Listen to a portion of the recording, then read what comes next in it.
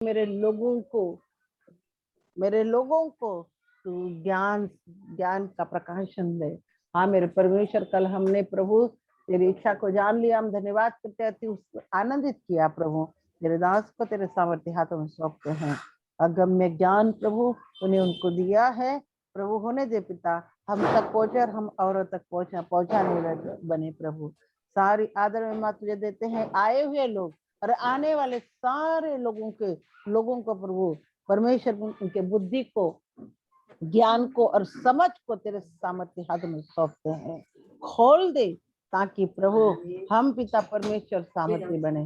धन्यवाद करते, स्तुति करते, तारीफ करते, प्रशंसा करते, जयकार करते प्रभु। चुराने वाली सारी ताकतें राजा यीशु तेरे नाम से दूर और दूर जाती रहे।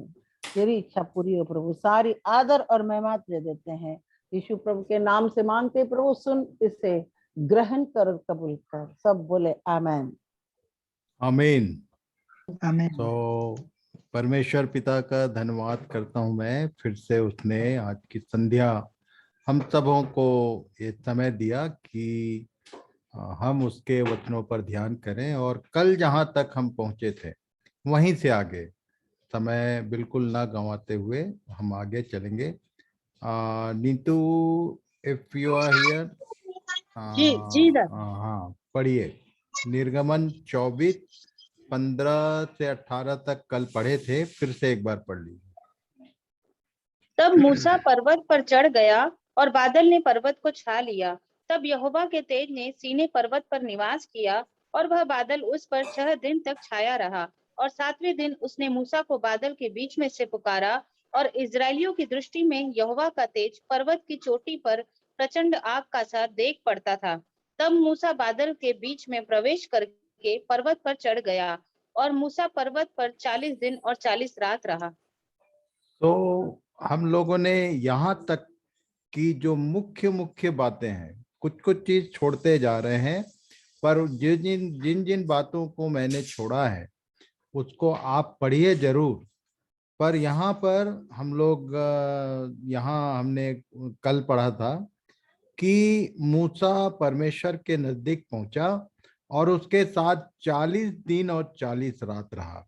इस 40 दिन और 40 रात में उसने व्यवस्था विवरण तक की बातें दी। आज एक विशेष बात शुरू में ही आप नोटिस कर लो कि परमेश्वर की दी हुई व्यवस्था 2 भाग में। पहली व्यवस्था लय व्यवस्था, और दूसरा जो है वो व्यवस्था विवरण। ये दोनों अलग अलग है। लय व्यवस्था क्यों दी गई और व्यवस्था विवरण क्यों दी गई ये बाद में बताऊंगा, पर ये 40 दिन और 40 रात में परमेश्वर ने सारी व्यवस्था इसी 40 दिन और 40 रात के भीतर उसको दिया था। और उसमें सबसे पहली बात जो उसने बताया, विश्वास, read it. Arc of covenant and tabernacle. ये जो वाचा का संदूक और मिलाप वाला तंबू, ये 2 चीज को बनाने का सारा उपाय आगे उसने 40 दिन और 40 रात के भीतर, और उसके साथ जो व्यवस्था की बातें थी वो सब चीज उसने दिया। सबसे पहली बात अभी हम लोग 25 अध्याय से ध्यान करेंगे कि उसने पर्टिकुलर संदूक, जो पत्थर वो लिख के देने वाला था 10 कमांडमेंट्स और जो व्यवस्था की बातें, उसको रखने के लिए एक संदूक बनाया गया, और वो उनके बीच में साथ साथ चलने के लिए एक मिलाप वाला तंबू कहा जाता था। ये तंबू बीचों बीच रहता था और चारों तरफ परमेश्वर ने उसके लिए भी सिस्टम अनाउंस किया था कि कौन सा गोत्र कहाँ रहेगा, कौन सा गोत्र कैसे रहेगा, और ये पूरा टीम कैसे मूव करेगा। ये सारी बातें परमेश्वर ने लिखित में दिया अपने दास मूसा को। हम लोग यहां से आगे चलेंगे आज 25 अध्याय उसके 8 से 16 तक। मैं बीच बीच में जो बातें छोड़ रहा हूं उसको पढ़ना जरूर हो, पर जो हमारे लिए आवश्यक है कि हमारा ध्यान उस पे जाए, उन्हीं उन्हीं बातों को मैं आपको बता रहा हूं। पढ़िए। वे मेरे लिए एक पवित्र स्थान बनाए कि मैं उनके बीच निवास करूं। हाँ, वो इनके बीच में इनके साथ साथ चलना चाहता था, और उसी पवित्र स्थान को टबरनेकल कहा गया। आगे पढ़ो। जो कुछ मैं तुझे दिखाता हूँ, अर्थात निवास स्थान और उसके सब सामान का नमूना, उसी के अनुसार तुम लोग उसे बनाना। तो उसने कहा कि सारा डिजाइन मेरा रहेगा, तुम अपने हिसाब से कोई चीज नहीं बनाओगे। निवास स्थान और उसके सब सामान का नमूना, और पूरा आगे अपन देखेंगे आखिरी 35 अध्याय तक यदि ध्यान करेंगे तो उसने ऊपर ले जाकर उसको व्यवस्था की शेष बातें प्लस ये सामान और निवास स्थान और उसके पहले, इन सब के पहले आगे क्या लिखा है? बबूल की लकड़ी का एक सुंदर संदूक बनाया जाए, उसकी लंबाई 2.5 हाथ और चौड़ाई और ऊंचाई 1.5 हाथ की हो, और उसको चोखे सोने से भीतर और बाहर मंडवाना। और उसमें क्या क्या रहेगा वो पूरा लिखा हुआ है, उसको पढ़ लेना आप। पर मुख्य बात जिसमें मैं आपका ध्यान लगवाना चाहता हूं, जिसको ध्यान करना, ध्यान में रखना हम सब के लिए जरूरी है। क्यों? क्योंकि ये पैराबल है। जितनी बातें हैं मिस्र से लेकर और आगे की, वो सब बातें जो उन पर पड़ी वो दृष्टांत की रीति पर थी बोल के पौलुस ने, हम जो अंत के दिन के लोग हैं हमको उसने फंसाया कि पढ़ो इसको। उन लोग उसको समझे नहीं समझे वो अपनी जगह है, पर ये सब चीजें पैराबल। ये पवित्र स्थान भी पैराबल, ये उसमें जितने सामान है सब पैराबल है, सबका मतलब है। अभी सबसे पहली बात 25 अध्याय में ये ऊपर ले जाने के बाद 40 दिन 40 रात जो रहा, उसमें सबसे पहली बात एक चीज का डिजाइन उसने प्रकट किया। किसका? संदूक। बबूल की लकड़ी का एक संदूक। अच्छा, आप लोग याद करो कि ये जो नूह का जहाज था वो कौन सी लकड़ी का बनाया गया था?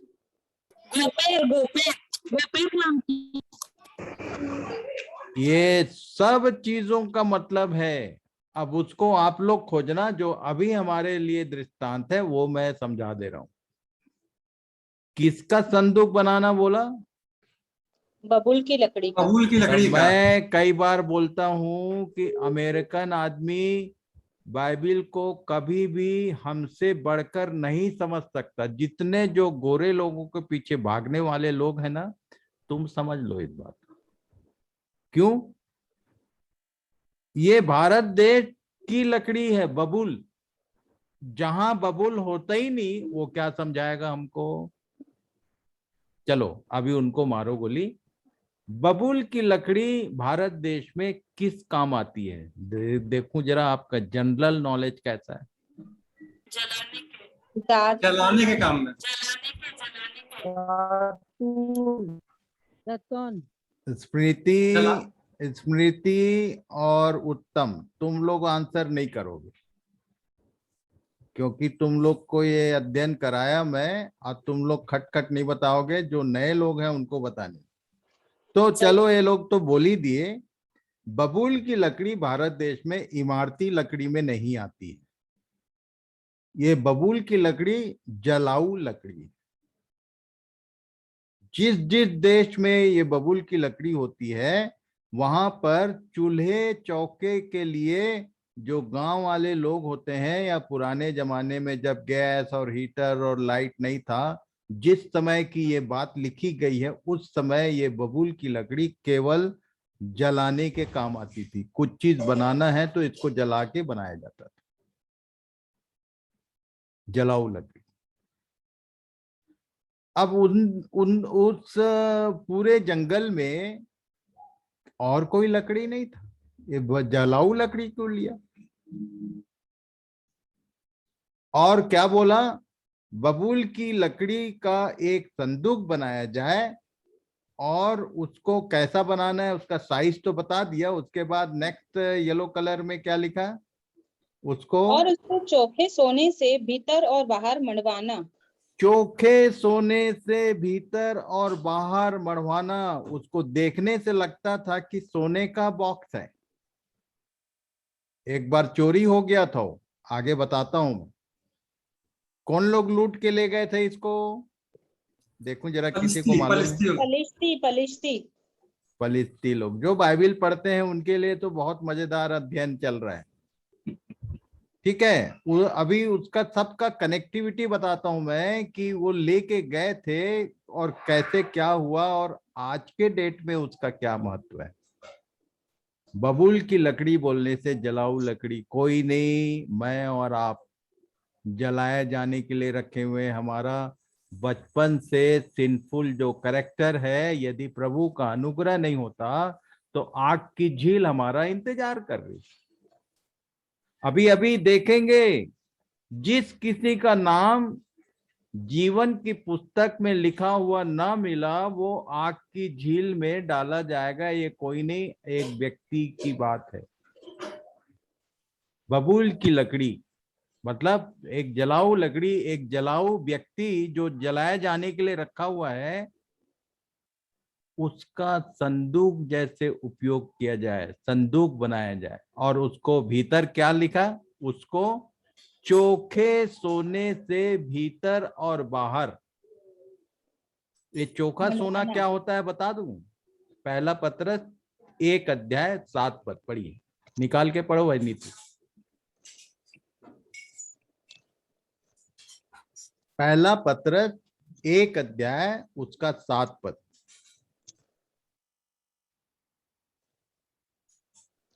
और यह इसलिए है कि तुम्हारा परखा हुआ विश्वास, जो आंख से ताए हुए नाशमान सोने से भी कहीं अधिक बहुमूल्य है, यीशु मसीह के प्रकट होने पर प्रशंसा और महिमा और आदर का कारण ठहरे। का कारण क्यों? क्या क्या मतलब? ये एक व्यक्ति जो है उसका परखा हुआ विश्वास, भीतर से भी और बाहर से भी। तुम्हारा भीतरी मनुष्यत्व में भी तुम्हारा परखा हुआ विश्वास होना चाहिए, और तुम्हारे बाहरी मनुष्यत्व में भी। 48 का 10, यशायाह 48 का 10 पढ़ो। चुनता कैसे है वो, कैसे कैसे हमको अपनी प्रजा करके चुनता है, वो उधर लिखा हुआ है। पढ़ो जरा निकाल के,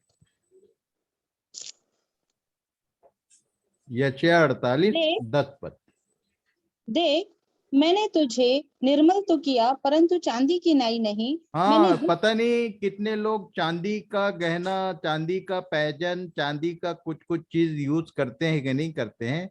जिन लोग यूज करते हैं उनको मालूम है अच्छे से कि चांदी जो है उसको सोने, उसको आग से नहीं चमकाया जा सकता। उसके लिए या तो इमली का पानी या केमिकल कुछ आता है, उससे उसको चमकाया जाता है न। और जब जब चमकाओगे 1 साल के भीतर भीतर फिर वो ब्लैक हो जाता है, काला हो जाता है, काला पड़ जाता है। तो ये बोल रहा है कि ये बार बार सफाई करने वाला काम नहीं किया मैं तेरे साथ।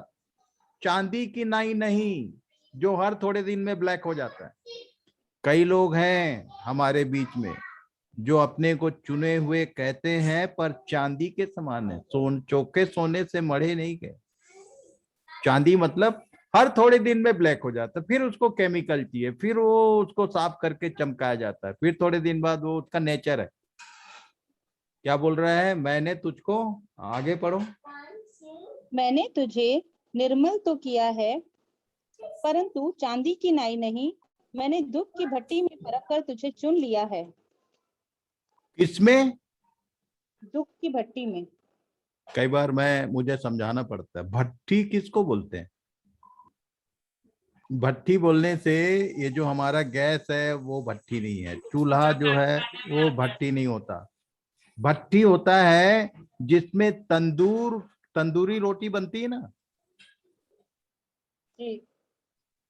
भट्टी का मतलब चारों तरफ आग, ऊपर भी आग, नीचे भी आग, लेफ्ट में भी आग, आग और राइट में भी आग, जिधर देखो उधर आग। यदि तुम्हारे जीवन में भट्ठी का सा दुख, मतलब पति से भी दुख, पत्नी से भी दुख, बच्चों से दुख, कार्य क्षेत्र में दुख, जिधर देखो उधर दुख, शरीर में रोग बीमारी, यदि दुख ही दुख है, तो ये समझ के परमेश्वर को धन्यवाद करना कि उसने तुमको दुख की भट्टी में डाला हुआ है कि तुम सोना, चोखा सोना बन सको। ये सब बातें ऐसे ही नहीं लिख दिया, ये हमारे जीवनों में एप्लीकेबल थिंग्स हैं। एक बात याद रखना, तुम्हारे जीवन में यदि एक भी दुख नहीं है तो तुम उस प्रोसेस में ही नहीं आए हो। तुम्हारे जीवन में यदि कभी दुख आया ही नहीं, वो चुनता है तो दुख की भट्टी में डालता है, चारों तरफ से दुख ही दुख, और उसमें से जो पास होके खरा सोना, अंदर से भी बाहर से भी, तब वो अपने लिखित वचन को उस बॉक्स में जो बबूल की लकड़ी का है पर उसको सोने से, चोखे सोने से मढ़ा गया है, उसके भीतर में वो अपने वचन को रखता है। और तब उसका यूज क्या है, आगे पढ़ो। फिर चोखे सोने का एक प्रायश्चित का ढकना बनवाना, उसकी लंबाई 2.5 हाथ और चौड़ाई 1.5 हाथ की हो, और सोना ढालकर 2 करूब बनवा कर प्रायश्चित के ढकने के दोनों सिरों पर लगवाना, एक करूब तो एक सिरे पर और दूसरा करूब दूसरे सिरे पर लगवाना, और करूबों को और प्रायश्चित के ढकने को उसके ही टुकड़े से बनाकर उसके दोनों सिरों पर लगवाना। और उन करूबों के पंख ऊपर से ऐसे फैले हुए बने कि प्रायश्चित का ढकना उनसे ढपा रहे, और उनके मुख आमने सामने और प्रायश्चित के ढकने की ओर रहे। और प्रायश्चित के ढकने को संदूक के ऊपर लगवाना, और जो साक्षी पत्र मैं तुझे दूंगा उसे संदूक के भीतर रखना। वो और जो मैं उसकी साक्षी पत्र बोलता है, 2 टैबलेट्स, दो पत्थर की पटियाएं जो थी उसको साक्षी पत्र बोलते। जो साक्षी पत्र मतलब जो चीज लिखित में मैं तुझको देने वाला हूं उसको इसी के भीतर रखना। और आगे क्या लिखा है? और प्रायश्चित के ढकने को संदूक के ऊपर लगवाना, और जो साक्षी पत्र मैं तुझे दूंगा उसे संदूक के भीतर रखना। और मैं उसके ऊपर रहकर तुझसे मिला करूंगा, और इजरायलियों के लिए जितनी आज्ञाएं मुझको तुझे देनी होगी उन सबों के विषय में प्रायश्चित के ढकने के ऊपर से और उन करूबों के बीच में से जो साक्षी पत्र के संदूक पर होंगे तुझसे वार्तालाप किया करूंगा। परमेश्वर की उपस्थिति और उसकी बातचीत का ये इंस्ट्रूमेंट था। आर्क ऑफ कवनेंट बोलते हैं, वाचा का संदूक जो बनाया गया था। और इसीलिए जब भी कुछ हल्ला गुल्ला मचता था इजरायली लोगों का, ये मूसा और हारून मुंह के बल जाके मिलाप वाले तंबू में संदूक के पास गिरते थे। एली संदूक से दूर था, एली महायाजक, और शमूएल बालक संदूक के पास लेटा था, इसलिए परमेश्वर ने जो पास में है उसको आवाज दिया। तुम यदि डिस्टेंस बना के रखोगे, प्रभु तुमसे कभी अपने हाई प्रीस्ट को बाईपास कर दिया, महायाजक को। जब 2-3 बार शमूएल गया दौड़ के, तब महायाजक को मालूम हो गया कि परमेश्वर ने मुझे 500 वर्ग कर दिया, बाईपास कर दिया। जब तुम्हारे बगल में कोई दूसरा कहने लग जाए कि प्रभु ने मुझसे बात किया, तो समझ लेना कि तुमको परमेश्वर बाईपास कर रहा है। उसका कारण क्या? क्योंकि तुम संदूक के आसपास नहीं पाए जाते। एक बात याद रखना, ये सब कहानी पुस्तक नहीं है, ये पैराबल है। ये सब चीज को ध्यान करो और डरो परमेश्वर से, उसके नजदीक रहो।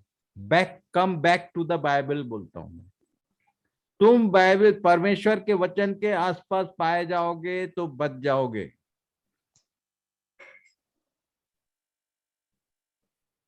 पढ़ो जरा, जब ये लूट लिया गया था, 4 अध्याय से पढ़ लेना, पहला शमूएल 4 और 5, पर 5 का 1 से 4 में ये वर्णन है। पढ़ो जरा, संदूक का रोल क्या था, संदूक की क्षमता क्या थी, पढ़ो। फलिश्तियों ने परमेश्वर का संदूक एबनेजर से उठाकर अशदोद में पहुंचा दिया। फिर फलिश्तियों ने परमेश्वर के संदूक को उठाकर दागोन के मंदिर में पहुंचाकर दागोन के पास धर दिया। बिहान को किसी मूरत से तुम डरो ही मत, परेशान मत हो। उसके बाद कई प्रचारकों को मैं देखा मार खाते हैं इसलिए, क्यों? ये मूर्ति तोड़ो, ये मूर्ति हटाओ, ये करने की जरूरत नहीं है। क्या लिखा है?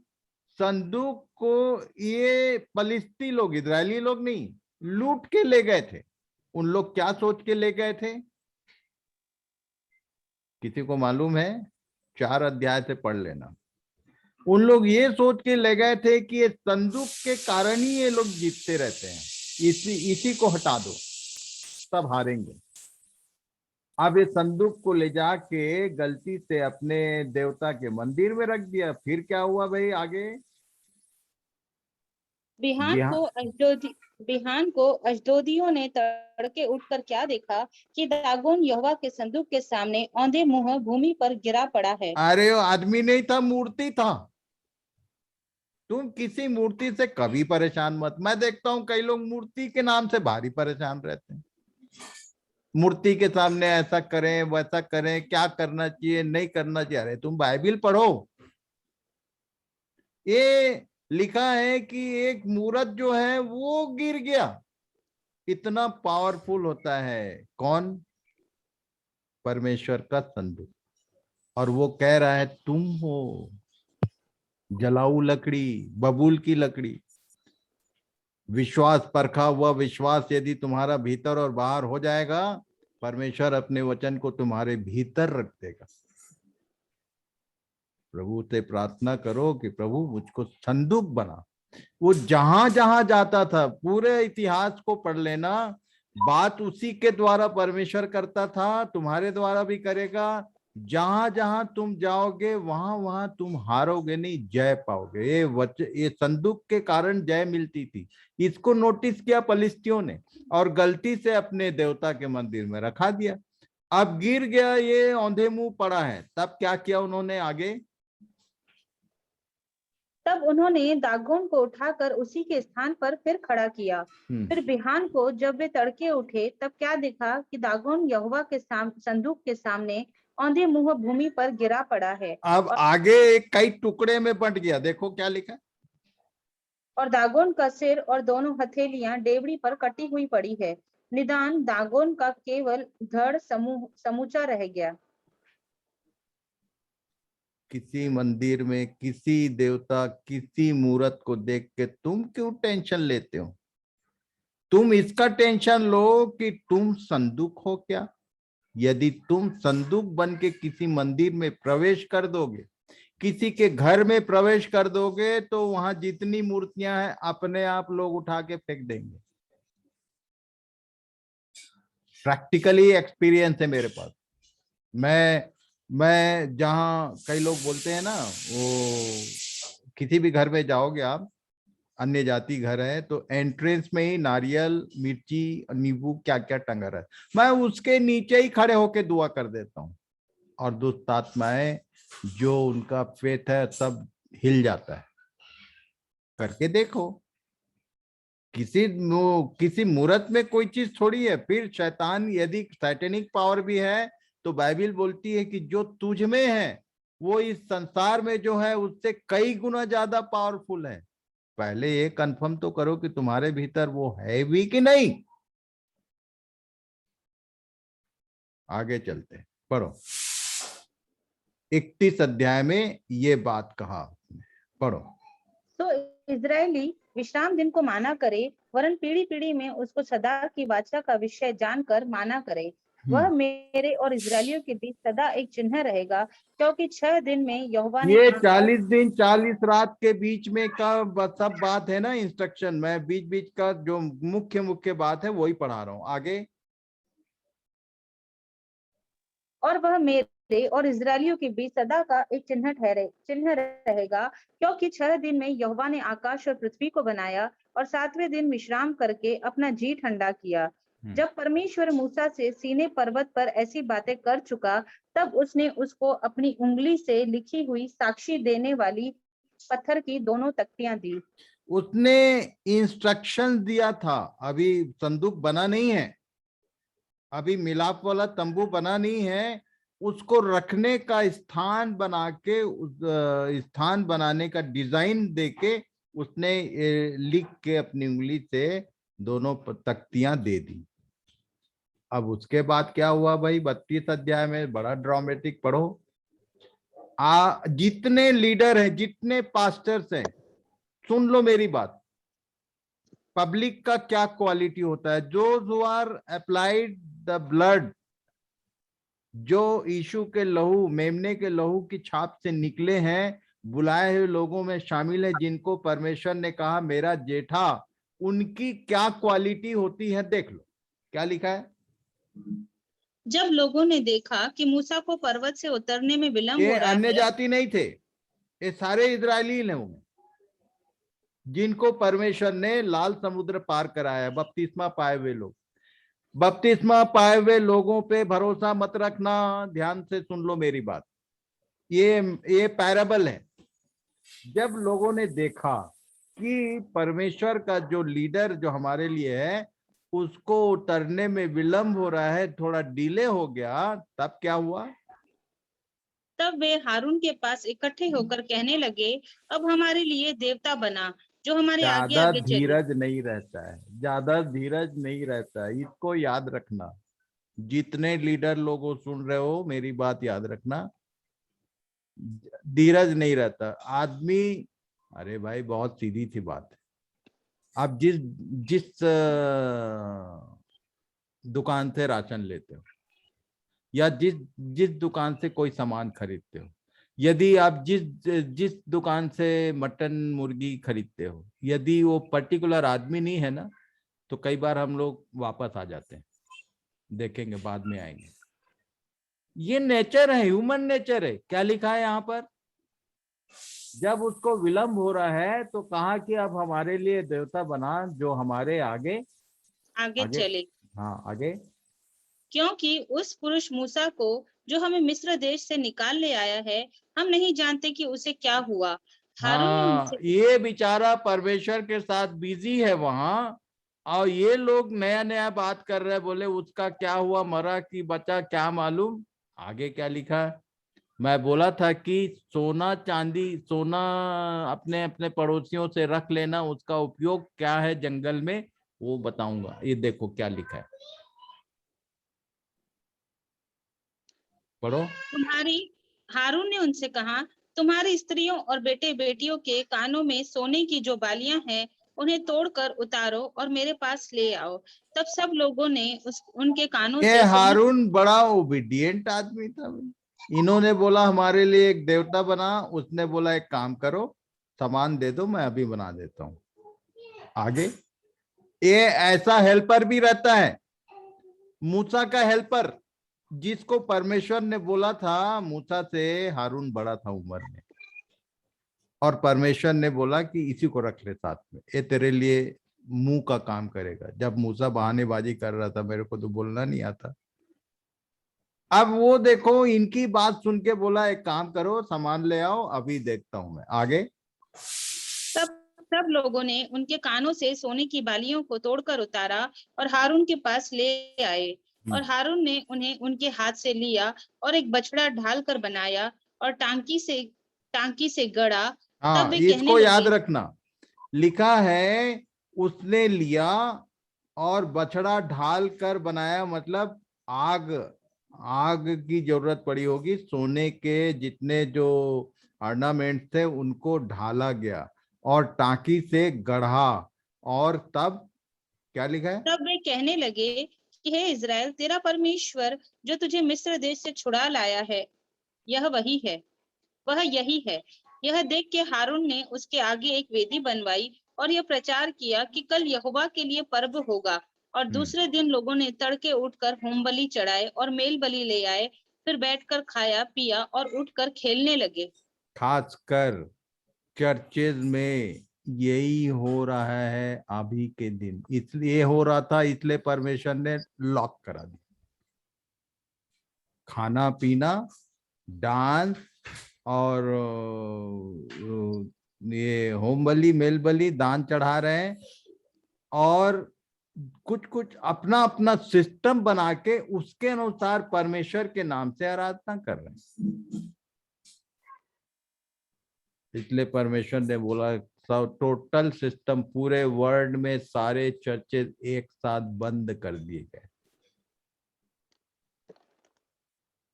क्रिसमस टाइम पे क्या क्या होता है, तो बच्चों का खेल कूद, स्त्रियों का खेल कूद, वो कुर्सी दौड़, क्या क्या। अरे मैं मेन लाइन चर्चेज का तो एक से एक काम जानता हूँ। पढ़ो, आगे पढ़ो। तब मूसा फिर कर साक्षी की दोनों तख्तियों को बीच हाथ का में मैं लिए, छोड़ दिया हूँ, पढ़ लेना।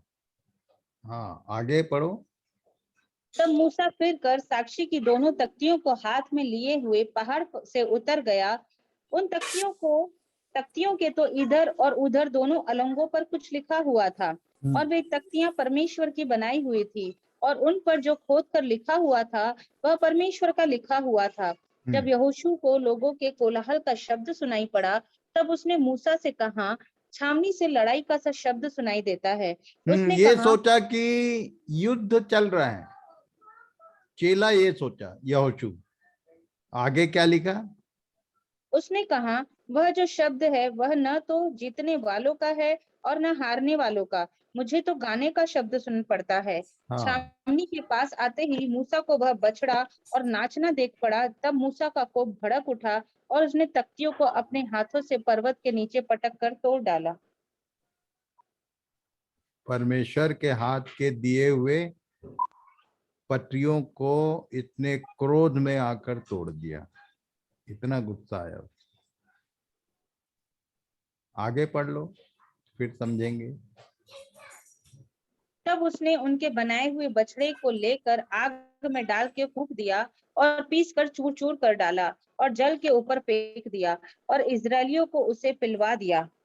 तब मूसा हारून से कहने लगा, उन लोगों ने तुझसे क्या किया कि तूने उनको इतने बड़े पाप में फंसाया? हारून ने उत्तर दिया, क्योंकि मेरे वो प्रभु, जो पट्टी दिया है उसमें पहले ही आज्ञा ये दिया गया था कि तू मुझे छोड़ दूसरों को कोई चीज मूर्ति गढ़ मत लेना। इसलिए मूसा को गुस्सा आया, पहले ही लाइन को इन लोगों ने उसके नीचे आते तक तोड़ ताड़ के। अब हारून क्या कह रहा था? हारून ने उत्तर दिया, मेरे प्रभु का कोप न भड़के, तू तो उन लोगों को जानता ही है कि वे बुराई में मन लगाए रहते हैं। और उन्होंने मुझसे कहा कि हमारे लिए देवता बनवा जो हमारे आगे आगे चले, क्योंकि उस पुरुष मूसा को जो हमें मिस्र देश से छुड़ा लाया है, हम नहीं जानते कि उसे क्या हुआ। तब यहां तक तो सब ठीक बोला हो, आगे क्या लिखा है? तब मैंने उनसे कहा, जिस जिसके पास सोने के गहने हो वे उनको तोड़कर उतार आए, और जब उन्होंने मुझको दिया मैंने उन्हें आग में डाल दिया। यह बछड़ा निकल पड़ा। वो बछड़ा निकल पड़ा था।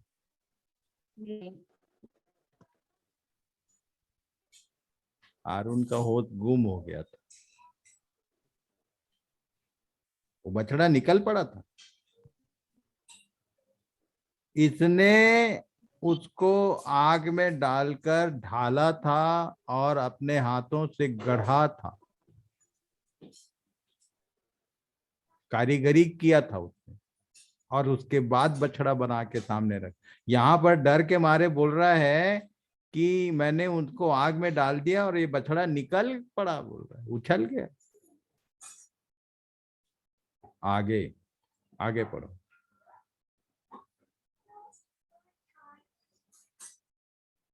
आगे पढ़ो भाई। दूसरे दिन मूसा ने लोगों से कहा, तुमने बड़ा ही पाप किया है। अब मैं यहोवा के सामने सम्मुख जाऊंगा। संभव है कि मैं तुम्हारे पाप का प्रायश्चित कर सकूं।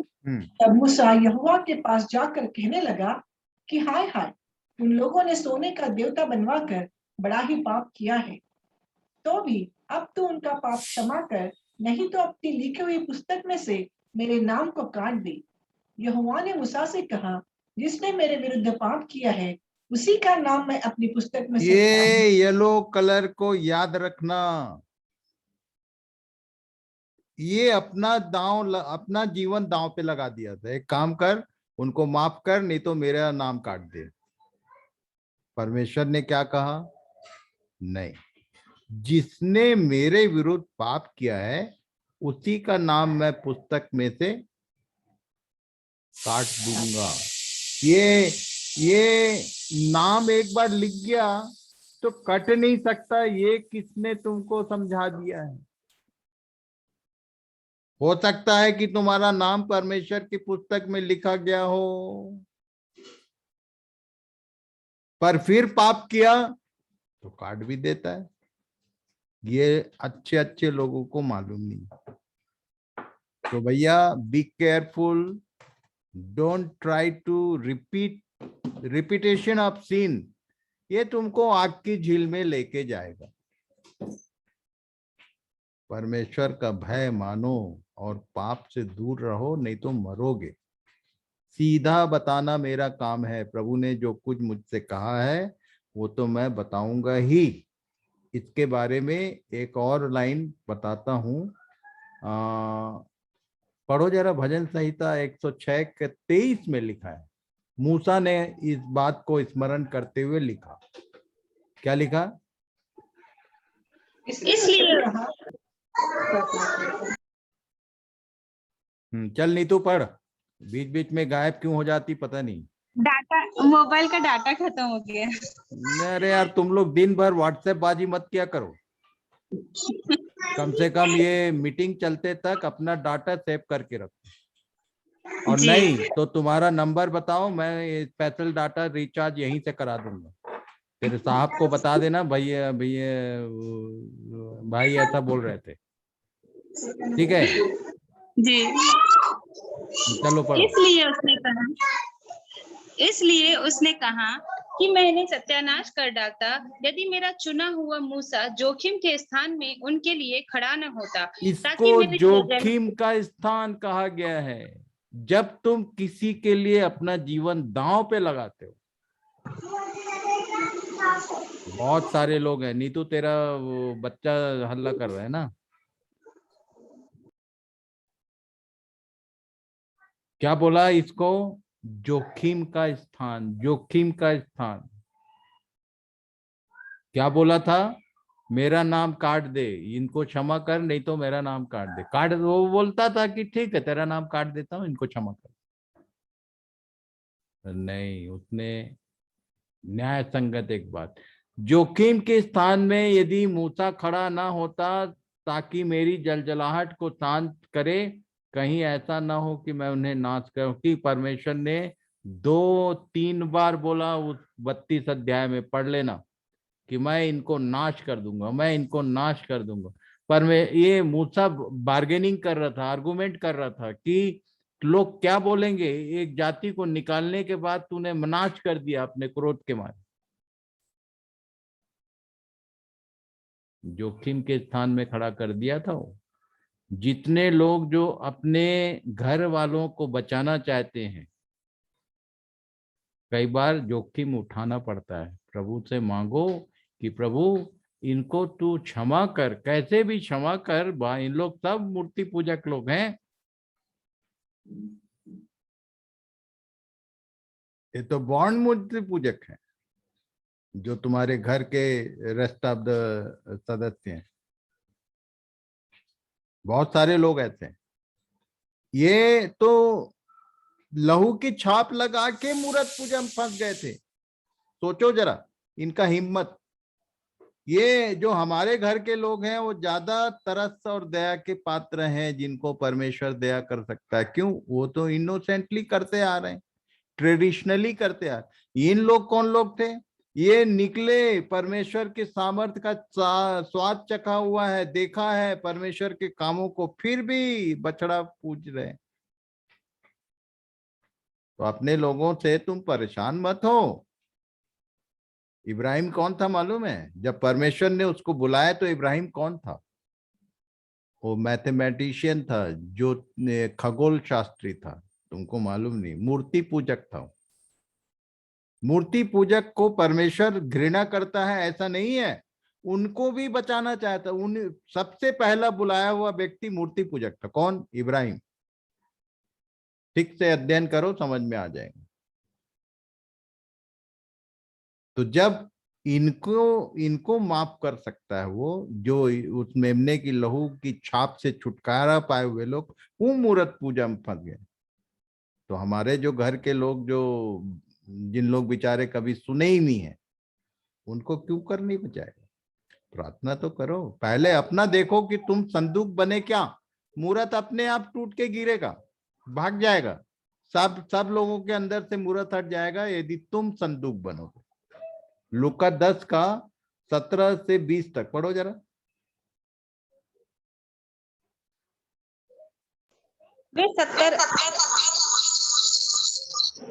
वे 70 आनंद से फिर आकर कहने लगे, हे प्रभु, तेरे नाम से दुष्ट आत्मा भी हमारे वश में है।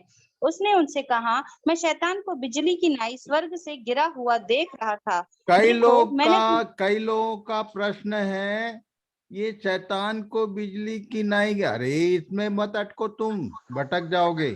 असली बात जो है आगे है, पढ़ो।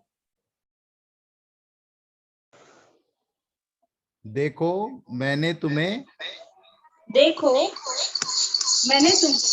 आवाज आ रही है। कोई दूसरा नहीं पढ़ेगा भाई, नीतू पढ़ेगी या सुचिता पढ़ेगी। ओके, कोई दूसरा नहीं पढ़ेगा।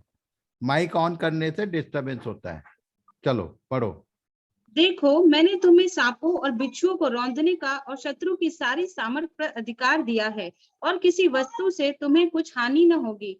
तो भी इससे आनंदित मत हो कि आत्मा तुम्हारे वश में है, परंतु इससे आनंदित हो कि तुम्हारे नाम स्वर्ग पर लिखे हैं।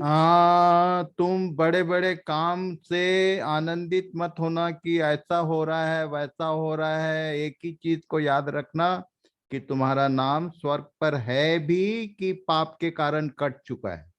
क्योंकि यीशु ने कहा है, उस दिन बहुतेरे आकर कहेंगे कि प्रभु तेरे नाम से ये किया वो किया।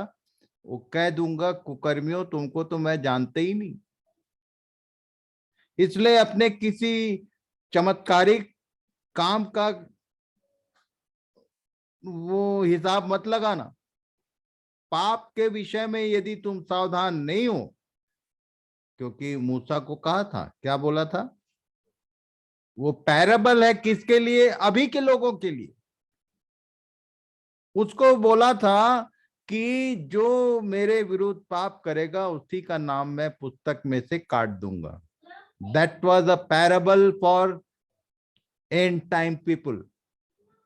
इसलिए तुम ज्यादा चमत्कार देख के खुश मत हो जाना कि तुम्हारे दुष्ट आत्माएं तुम्हारे वश में है और शैतान बिजली की नहीं गिर रहा है और तुमको किसी चीज से पाप यदि जीवन में है तो नाम तुम्हारा कट चुका।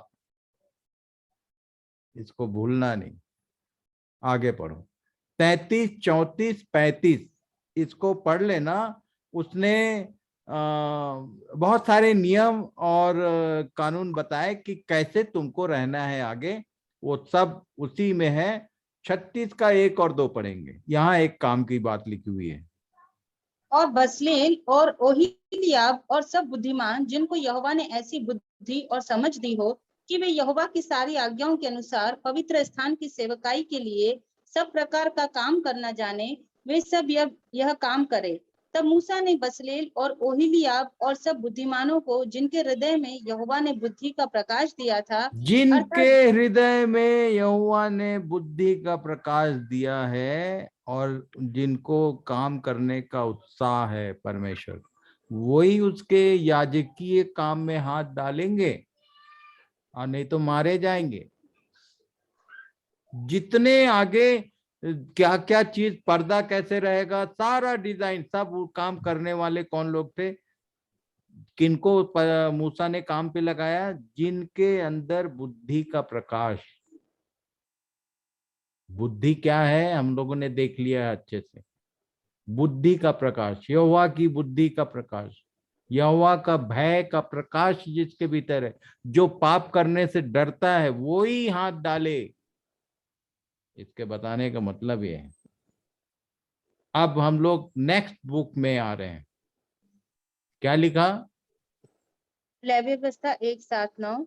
तब लय हारून व्यवस्था 1 अध्याय उसके 7, 8, 9 को पढ़ रहे हैं। पढ़ो भाई। तब हारून याजक के पुत्र वेदी पर आग रखे और आग पर लकड़ी सजाकर धरे, और हारून के पुत्र जो याजक है वे सिर और चर्बी समेत पशु के टुकड़ों को उस लकड़ी पर जो वेदी की आग पर होगी सजाकर धरे, और वह उसकी अतड़ियों और पैरों को जल से धोए। तब याजक सबको वेदी पर जलाए कि वह होम बलि यहोवा के लिए सुखदायक सुगंध वाला हवन ठहरे।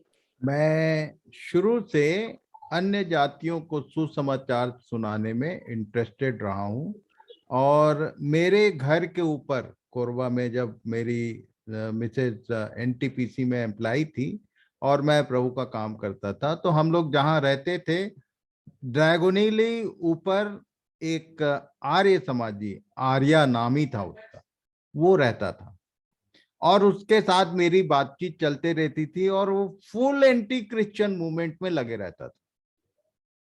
पर मेरे साथ में मेरा अच्छा मित्र था, वो मेरी बात जरूर सुनता था।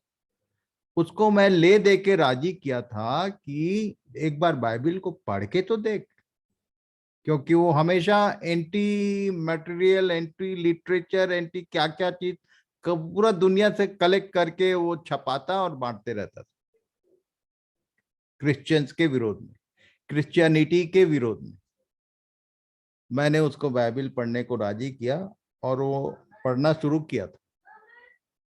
यहां आके वो अटक गया और मेरे पास भी उत्तर नहीं था। बोला, ऐसा परमेश्वर तुमको ही मुबारक हो। कैसा?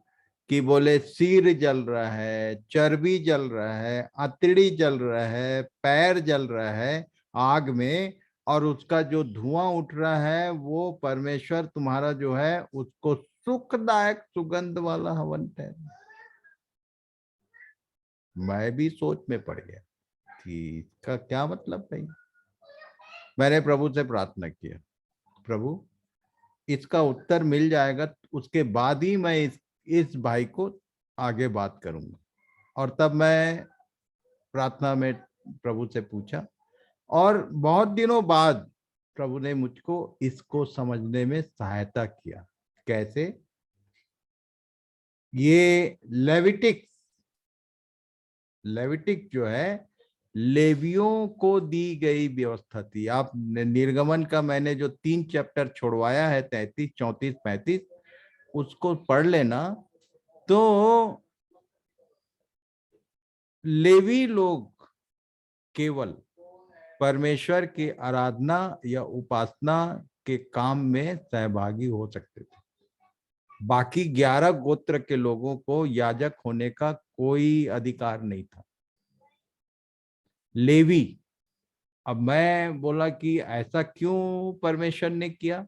तो लेवी का वर्ड मीनिंग होता है, लिख लिए रहो आप, लेवी का मतलब होता है a man who is directly connected with God, जिसका परमेश्वर से सीधा संबंध है वो ही लेवी होता है। अभी आगे हमारे साथ इन बातों का संबंध है, इसलिए याद रखना कि परमेश्वर का काम वो ही कर सकता है जिसका उसके साथ संबंध हो। अब ये लेवियों में से याजक हुआ करते थे। अब ये याजक जो है उनको ये आदेश दिया गया कि तुम पशु के टुकड़ों को ये वेदी पर चढ़ाओगे और ये बलिदान जो है, ये यज्ञ जो है वो परमेश्वर को सुख देने वाला हवन ठहरेगा। मेरे गले उतरे ही नहीं, क्योंकि वो मेरा मित्र बाइबल वापस कर दिया मुझे। बोले ऐसा ये गले हमको नहीं समझा सकते। फिर क्या लिखा? पहला पत्रस 2:9। इसको समझना क्यों जरूरी है? क्योंकि हमको आज के डेट में एज पैराबल हमको क्या बोलता है? पत्रस ने कलीसियाई पत्र लिखा, क्या बोल रहा है? पर तुम एक चुना हुआ वंश और राजपदधारी याजकों का समाज। तुम बोलने से जिनका नया जन्म हुआ, जो नई सृष्टि है, पहला पतरस को 1 अध्याय से पढ़ लेना, समझ में आएगा कि जिसका नया जन्म हुआ उनको बोल रहा था। तुम एक चुना हुआ वंश, राजपदधारी याजकों का समाज और पवित्र लोग और परमेश्वर की निज प्रजा हो, इसलिए कि जिसने तुम्हें अंधकार में से अपनी अद्भुत ज्योति में बुलाया है, उसके गुण प्रकट करो। एक तो परमेश्वर का गुण प्रकट होना चाहिए, और दूसरा 5 पद में इसी का क्या लिखा? तुम भी आप जीवते पत्थरों की नाई आत्मिक घर बनते जाते हो, जिससे याजकों का पवित्र समाज बनकर ऐसे आत्मिक बलिदान चढ़ाओ जो ऐसे आत्मिक बलिदान चढ़ाओ। तुम यदि पवित्र समाज में शामिल हो गए हो तो परमेश्वर ने एक मैं तो देखता हूं कलीसिया में आधा तो इसी में मूर्ख बने हुए सारे लोग। कौन बोले? पास्टर हमारा याजक।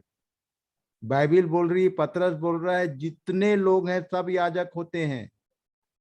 हर एक याजकों का समाज है। ये कलीसिया का मतलब ही है याजकों का समाज। अब याजकों का समाज बनकर ऐसे आत्मिक बलिदान चढ़ाओ जो मसीह के द्वारा परमेश्वर को, this is now our duty. इसलिए लय व्यवस्था को ठीक से समझ लो, क्योंकि पैराबोलिक लैंग्वेज में ये बातें मसीहियों के लिए हैं। इसको ध्यान से समझना। लय व्यवस्था, वो जो व्यवस्था की जितनी चीजें थी वो क्या है आज के डेट में, अभी समझाता हूँ। आगे पढ़ते हैं, पढ़ो जरा। भजन संहिता में पशु किसको बोलता है? क्योंकि भजन संहिता 49 का 10, क्योंकि देखने में आता है कि बुद्धिमान भी मरते हैं और मूर्ख और पशु सरीखे मनुष्य भी दोनों नाश होते हैं और अपनी संपत्ति औरों के लिए छोड़ जाते हैं। मनुष्य को क्या बोला यहाँ? पशु। 12 पद में क्या लिखा है? परंतु मनुष्य प्रतिष्ठा पाकर भी स्थिर नहीं रहता, वह पशुओं के समान होता है जो मर मिटते हैं। मनुष्य पशुओं के समान होता है। अब 20 पद में क्या लिखा? Last verse 49। मनुष्य चाहे प्रतिष्ठित भी हो, परंतु यदि वे समझ नहीं रखते तो वे पशुओं के समान होते हैं। 3 बार एक ही चैप्टर में मनुष्य को क्या बोला? पशु। 4 पैर वाला नहीं, 2 पैर वाला। अब पशुओं के बारे में लय व्यवस्था में समझाया है। पढ़ो जरा 11 अध्याय का 1 से 8 तक पढ़ो। पर यहोवा ने मूसा और हारून से कहा, इस्राएलियों से कहो कि जितने पशु पृथ्वी पर है उन सबों में से तुम इन जीवधारियों का मांस खा सकते हो। पशुओं में से जितने चिरे व फटे खुर के होते हैं और पागुर करते हैं उन्हें खा सकते हो। ये पूरा नियम जो है, कौन सा पशु एक्सेप्टेबल है और कौन सा रिजेक्टेबल है, कौन सा पशु शुद्ध है और कौन सा अशुद्ध है, उसका परिभाषा समझाया है यहाँ। अब ये तो उनको कुछ बता रहा था, पर हमारे पैराबल में इसको कैसे समझे हम? पढ़ो, आगे पढ़ो। परंतु पागुर करने वाले व फटे खुर वालों में से इन पशुओं को न खाना, अर्थात ऊंट जो पागुर तो करता है परंतु चिरे खुर का नहीं होता, इसलिए वह तुम्हारे लिए अशुद्ध ठहरा है। और शापान जो पागुर तो करता है परंतु चिरे खुर का नहीं होता, वह भी तुम्हारे लिए अशुद्ध है। और खरहा जो पागुर तो करता है परंतु चिरे खुर का नहीं होता, इसलिए वह भी तुम्हारे लिए अशुद्ध है। और सुअर जो चिरे अर्थात फटे खुर का होता तो है परंतु पागुर नहीं करता, इसलिए वह तुम्हारे लिए अशुद्ध है। इनके मांस में से कुछ न खाना और इनकी लोथ को छूना भी नहीं, ये तो तुम्हारे लिए अशुद्ध है। शुद्ध पशु और अशुद्ध पशु, परमेश्वर ने मलाकी 1 अध्याय में मैंने बताया था, नागपुर वालों को पढ़ लेना बाद में। वहां याजकों से पूछ रहा है वो प्रश्न कि तुम मेरी वेदी पर अशुद्ध भोजन चढ़ाते हो। वेदी अभी क्या है? अभी आज के डेट में वेदी क्या है? रोमी 12:1 में हम लोग आए दिन हमारा पढ़ रहे शरीर, हैं। हमारा शरीर। वो बोलता है कि अपने आप को बलिदान कर दो। यीशु ने बलिदान करके दिखाया। कहां पर किया? इफिसी 5:1 पढ़ो।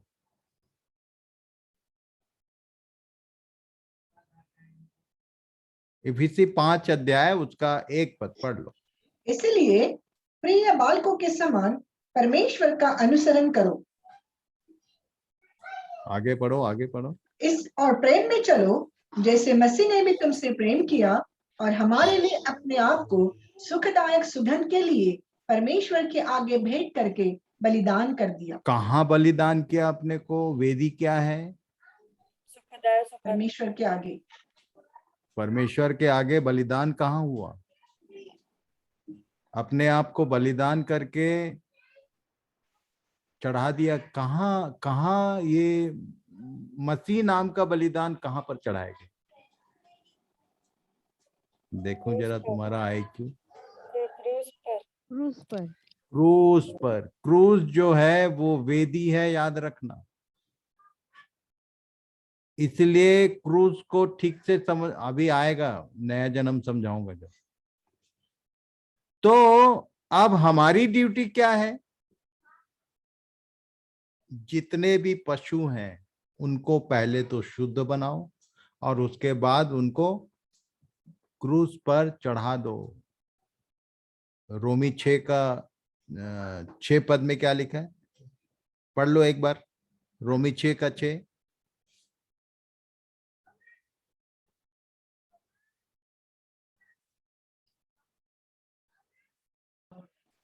हम जानते हैं कि हमारा पुराना मनुष्यत्व उसके साथ क्रूस पर चढ़ाया गया। इसके बिना तुम्हारा भी बलिदान नहीं हो पॉसिबल।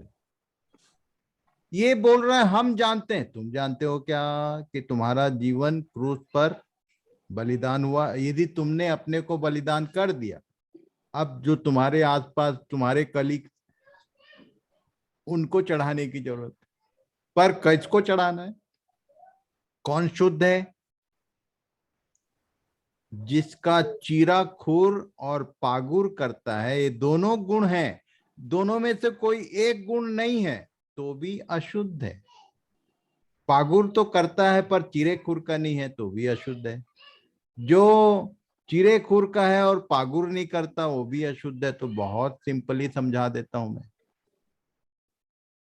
कभी कभी बकरी का या गाय का खुर देखा है? बीच से कटा रहता है। That is a sign of fellowship.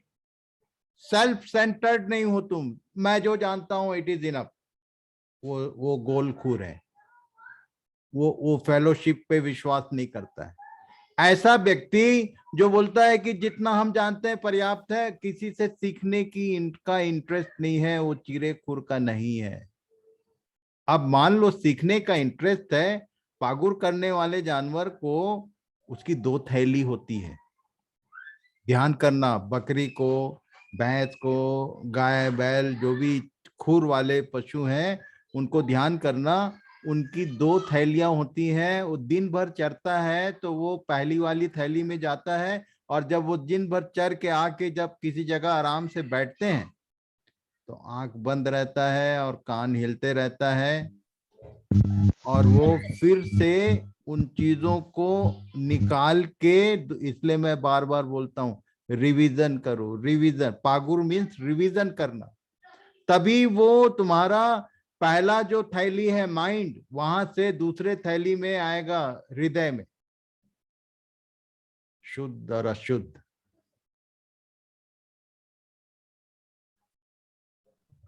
इसको याद रखना। प्रभु इन सब बातों की गहरी समझ प्रदान करें। ये पूरा लेवियों की जो व्यवस्था है उसका सीधा संबंध पवित्रता और शुद्धता से है, क्योंकि इनको परमेश्वर के उस मिलाप वाले तंबू की सेवा करनी रहती थी। जिन लोग परमेश्वर की सेवा में हाथ डालना चाहते हैं वो लय व्यवस्था के नियमों को याद रखना।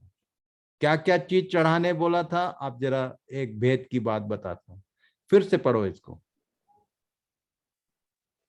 तब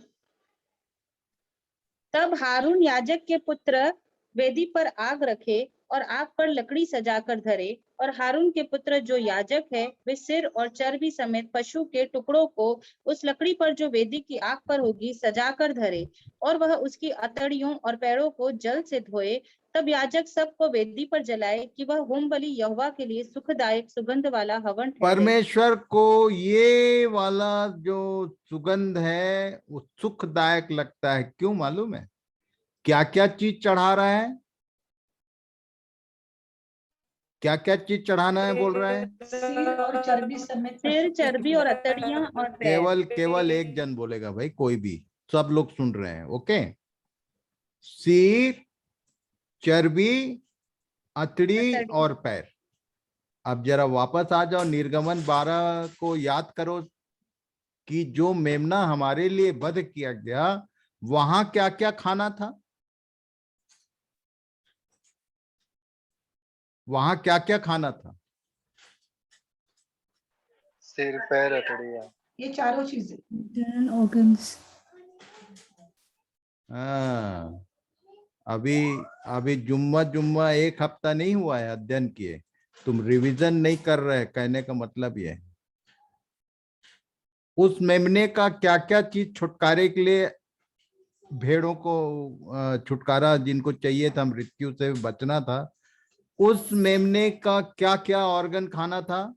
सिर, पैर और अतड़ियों समेत आग में भूनकर खाना। हाँ, क्या क्या? सिर, पैर और अतड़ियों समेत आग में भूनकर खाना। और यहाँ पर क्या बोल रहा है? सिर, चर्बी, अतड़ी और पैर को चढ़ा देना। वो किसका था सिर? वो किसका सिर है? मेमने का। मेमने के सिर को एक्सेप्ट करो और अपने सिर को बलिदान कर दो।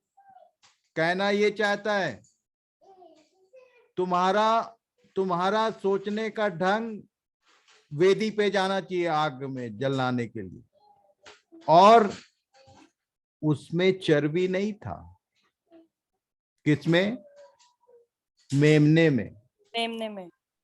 पर हम लोग के सबके अंदर चर्बी का मतलब क्या होता है मालूम है? हमारे हिंदी भाषी एरिया के लोग यूपी बिहार वालों को जल्दी समझ में आएगा। क्या मालूम? कभी कभी बोलचाल में बोलते हैं चर्बी आ गया है रे, वो घमंड हो गया है। चर्बी आ गया बोलते हैं। Pride, your mind, your pride, your भूख और तुम्हारा चाल चल, सब चीज को तुम वेदी पे चढ़ा दो, तभी परमेश्वर को सुखदायक सुगंध वाला हवन है। This is the difference. अब मनुष्य नाम के पशु को ये 4 चीज चढ़ाना है, और मनुष्य नाम के व्यक्ति को बचने के लिए यीशु का वो 3 चीज एक्सेप्ट करना। दोनों को आमने सामने रख के मिला लेना, लिख के रखो कि वो हुआ कि नहीं हुआ, तुम्हारा सिर गया कि नहीं, तुम्हारा चर्बी गया कि नहीं, तुम्हारी अतड़ी, क्योंकि स्वर्ग से आग मतलब पवित्र आत्मा आएगा तो इन चारों को पहले तो नाश करेगा।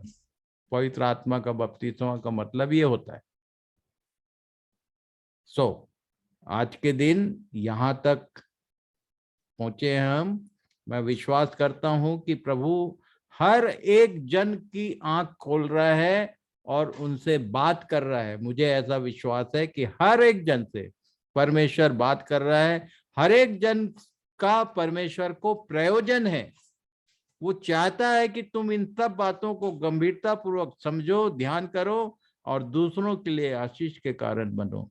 ईसाई मत रहो।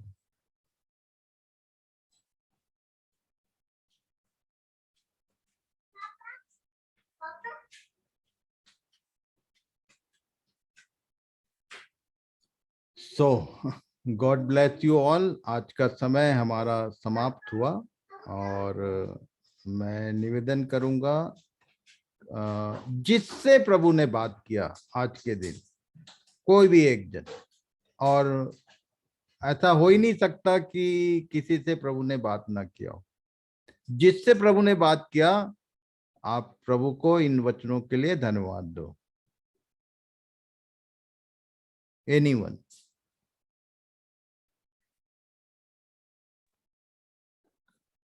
आइए हम प्रार्थना में जाएंगे।